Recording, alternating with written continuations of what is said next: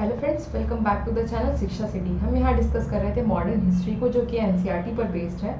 और इसी सीरीज में हम पढ़ रहे थे इंडियन नेशनल मूवमेंट, भारतीय राष्ट्रीय आंदोलन के बारे में। तो हमने आपको पिछली वीडियो में बताया था कि हम इसको 3 पार्ट में डिवाइड करते हैं, इसको आसानी से पढ़ने के लिए।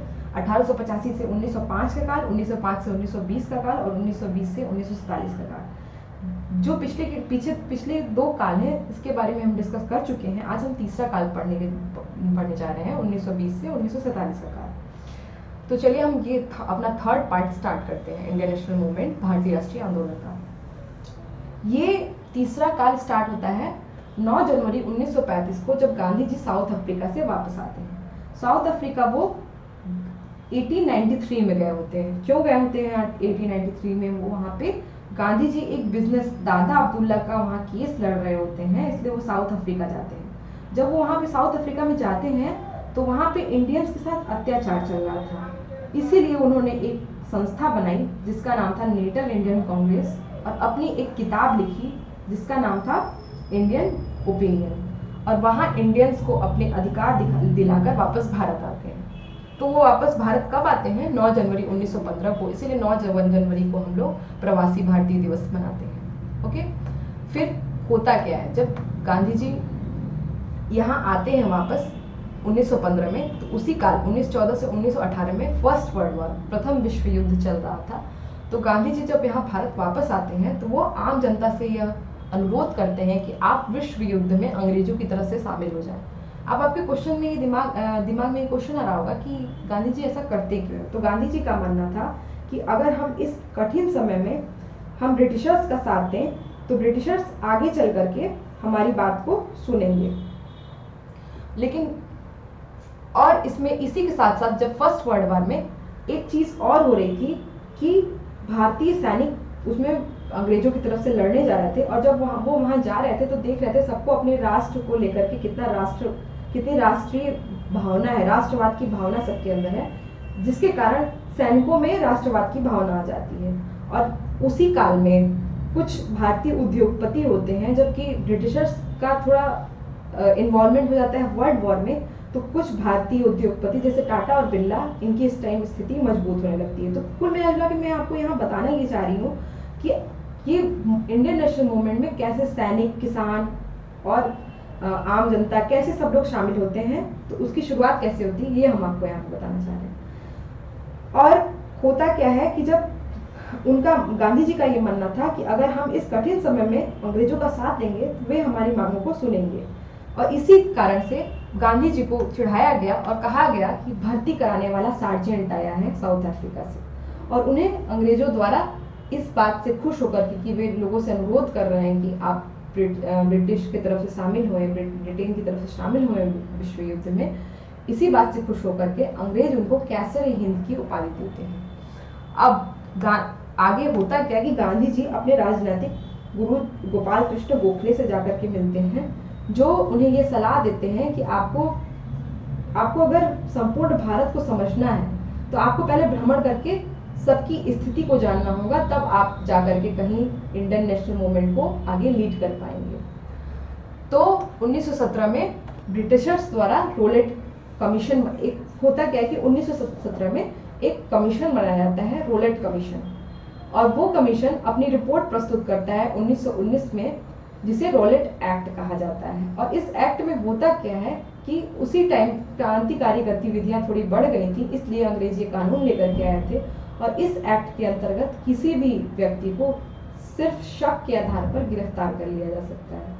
इसमें उनसे ये नहीं पूछा जाएगा कि, ये नहीं बताया जाएगा कि आपकी गलती क्या है, सिर्फ उनको शक के आधार पर गिरफ्तार कर लिया जाएगा। धारा 144 लगा दी गई इस रॉलेट एक्ट के अंतर्गत। तो गांधी जी ने इस रॉलेट एक्ट को शैतान का कानून कहा, तथा इसे बिना वकील, बिना अपील, बिना दलील का कानून भी कहा गया, और इसे काला कानून की भी संज्ञा दी गई।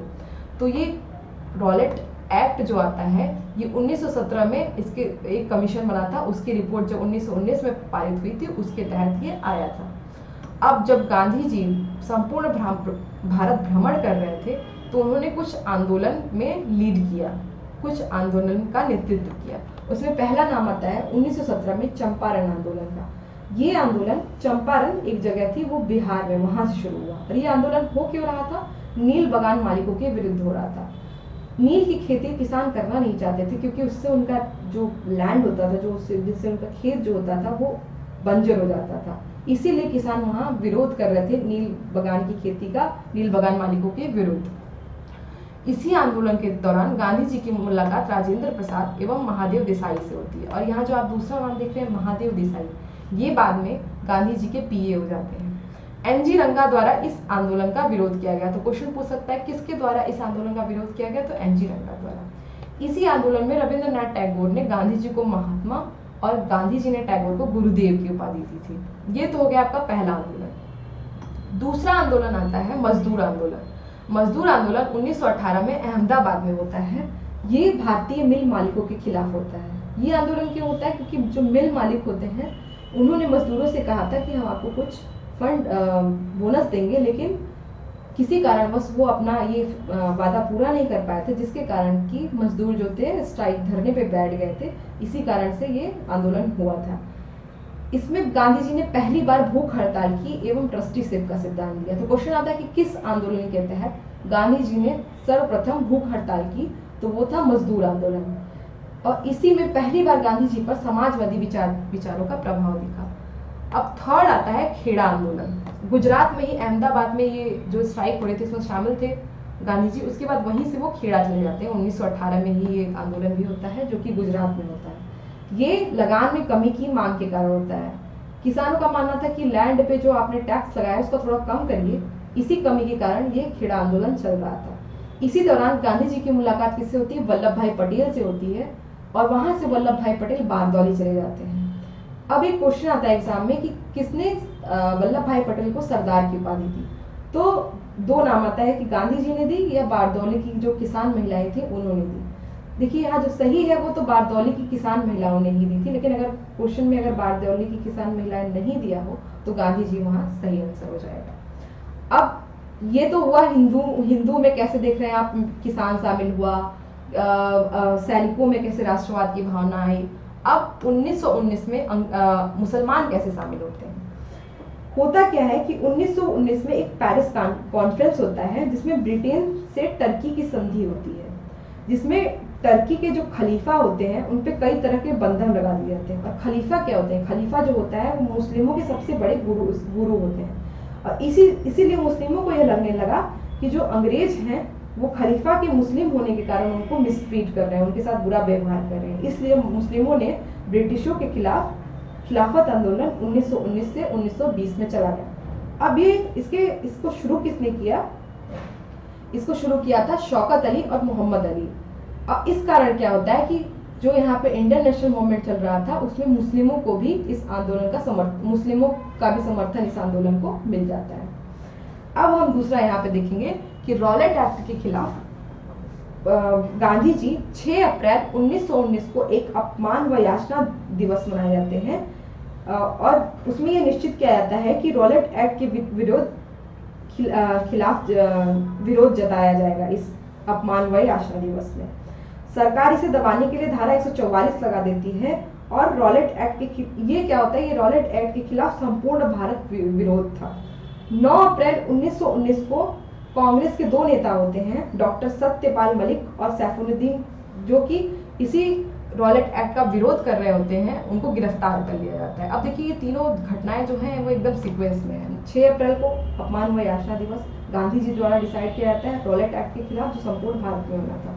9 अप्रैल 1919 को अमृतसर में कांग्रेस के दो नेता थे, डॉक्टर सत्यपाल और सैफुद्दीन, वो इसका रॉलेट एक्ट का विरोध कर रहे थे, इसलिए उनको गिरफ्तार कर लिया जाता है। 13 अप्रैल 1919 को अमृतसर में एक जगह होती है जलियांवाला बाग, वहां पे कुछ आम जनता वहां पे मीटिंग कर रही थी और विरोध कर रही थी इस बात का कि डॉक्टर सत्यपाल और सैफुद्दीन को गिरफ्तार क्यों किया गया।